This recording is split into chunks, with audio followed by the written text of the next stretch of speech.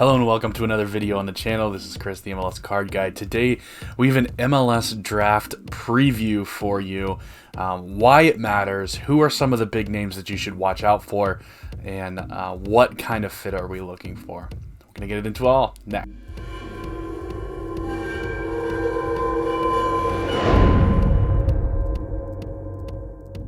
Just briefly, we're going to go through why the SuperDraft matters and what types of things that you should be looking for. SuperDraft isn't really the way that teams build anymore. It used to be a main way that teams would get players in from college. Now with the academy system, a lot more buying players from overseas. Now the SuperDraft has kind of faded a little bit into the background, but there are still valuable players that comes through the SuperDraft. Guys like Tajon Buchanan, guys like Daryl Dike, guys like Walker Zimmerman, all former SuperDraft picks. So it is still important to pay attention. Typically with the SuperDraft, you're going to get what's called a Generation Adidas player. These are typically underclassmen, so a little bit younger than just traditional college seniors with a little bit more ceiling. They don't count for anything towards the club's salary cap. Teams essentially get to take this player on completely for free. They don't have to pay anything towards the salary cap for these Generation Adidas players. So we're going to go through very quickly who the Generation Adidas players are this year. So we have our Generation Adidas class announcement pulled up here. There were 8 players that were in Generation Adidas. Like I said before, Generation Adidas is a program that MLS uses to essentially make college draft picks that are underclassmen a little less risky, a little more valuable. They are signed to a contract with the MLS itself. So essentially these guys become actually like free players for teams. So typically you're going to see these guys go pretty high in the draft. Typically these are going to be the guys with the most potential, so to speak, in order to pan out. Now that's not to say that nobody who is not a Generation Adidas player will pan out. There have been some players that have panned out that were not Generation Adidas players. But typically this is where most of the talent in the draft is going to lie. It's typically in the top half of the first round. There's very few second and third round picks that end up actually making it in the MLS. So this is basically what we're going to pay attention to. In the MLS draft, you're also going to see a bunch of defenders go. You're going to see a bunch of wingers that are going to end up as fullbacks in the MLS. They were wingers in college, but typically the college players don't have quite that attacking intensity, so they typically end up being fullback when they get into the pros. You see a lot of center backs, you see a lot of goalkeepers come from the college ranks. Really great place to develop grit and determination and a lot of the defensive attributes, reading the game really well, but not so much on the attacking side. Generally, the very technical attacking players come from the academy system. So typically we're going to be looking for defensive-minded folks. We're going to be looking for maybe number 10s that can learn a little bit of defense and become a nice, well-rounded number 8. Sometimes you'll see, every once in a while, you'll see a pure goal scorer, just a late bloomer a la Daryl Dike come through the draft, but that's not very typical.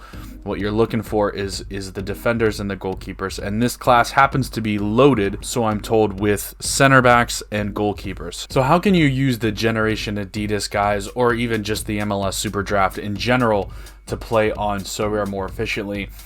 Well, typically these guys will take a little bit longer to develop. The jump from the college game to the pro game is a massive step. Most guys do not make that in one season. Most of these guys, you're talking about 2-3 year projects to really become full-fledged starters. But once they get there, typically they are very solid, capable starters. Again, typically more on the defensive side of things. What you're really looking to do here is kind of take a pen, write these names down as they go in the draft in the order that they go, just file it away for later in the season. And then once the card prices drop at the end of the season is typically where you're going to want to pick up some of the best prospects from this draft. Something that you can do is go back to previous drafts, especially the 2021 draft. A lot of those high draft picks didn't really break out last season, which was to be expected. So you can kind of go through and pick up some of those guys as potential breakouts either this year or possibly even next year as well. Especially with the goalkeepers, you want to keep an eye on those goalkeepers, where they end up, if they have a chance to be a starter, behind, a 35-year-old goalkeeper. Really, that's a pretty good place for them to learn for a few years and then maybe get a chance on their own. Great possibility to pick them up when cards get really cheap at the end of the season. We're going to go through very quickly here the Generation Adidas players. So first we have Ben Bender from the University of Maryland. I've seen some drafts where he goes as high as number 1. Seems to be kind of that number 10 guy in college that'll probably hopefully end up being a number 8 once he gets into the MLS. So just a box-to-box midfielder. Definitely one to keep an eye on. He'll probably go fairly high in the draft. Oswe Buda, another guy who will probably go pretty high. Again, most of these guys are expected to go fairly high in the top half of the first round. He is from Burkina Faso, so I believe he would be an international player as well. Just something to keep in mind there. I know there's one more international player at the end as well. Eric Centeno from the University of Pacific. And you can, I'll link this page, the Generation Adidas class announcement page, in the description of the video so that you guys can take a look and actually read through the bios here. But we're just going to quickly roll through. Roman Celentano, one of the goalkeepers to keep in mind. Goalkeepers do come from the MLS draft quite frequently. They're typically a little bit more experienced, closer to being game ready than the guys coming out of the academy would be.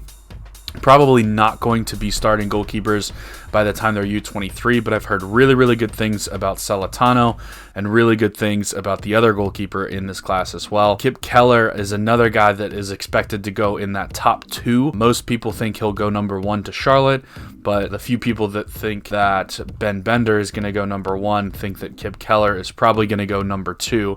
He's a left-footed center back that is a domestic player, so exactly what you're looking for in this draft. Isaiah Parker is a forward. Thor Ulfarsson, 2021 ACC Offensive Player of the Year. Heard really, really good things about him. He does also take up an international spot, being from Iceland, so just something to keep in mind. That might kick him down the draft a little bit more, as teams do actually have to invest in an international spot, which is quite valuable. So Thor will probably still go in the first half of the first round, but those are the Generation Adidas guys. We are going to have live coverage of the MLS draft on Tuesday, and it'll be starting at 3 p.m. Eastern, which I believe is 8 p.m. GMT for all of you guys over in Europe. We're going to have a Twitter Spaces that is going to be live, giving you a little bit of coverage on that. That's going to be it for the video today. I really appreciate you guys watching. If you have stuck around this far, I really would appreciate if you do hit the like and subscribe button. It really helps the channel out as we try to grow and try to get a bigger and bigger audience. I really appreciate everything that you guys do. Until the next time, Vamos United.